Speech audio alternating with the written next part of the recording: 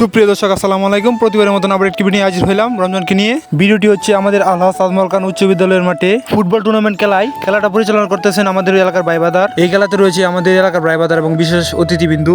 আজ 10 তারিখ খেলাটি উদ্বোধন করা হলো। তো গাইস আপনাদেরকে দাওয়াত দেওয়া হলো খেলাটি দেখার জন্য প্রতিদিন বিকাল 3টায়। তো গাইস খেলাটি হচ্ছে আমাদের আলহাজ আজমল খান উচ্চ বিদ্যালয় মাঠে। তো গাইস খেলার মাঝে একসাথে ভাইবাদার এলাকার ভাইবাদার অনেক মজা করলাম। তো গাইস ভিডিওটা কেমন হয়েছে সবাই কমেন্টে বলে যাবেন। তো আমাদের বড় ভাই সাবিরে বলতেছে খেলাটি অত্যন্ত সুন্দর হয়েছে।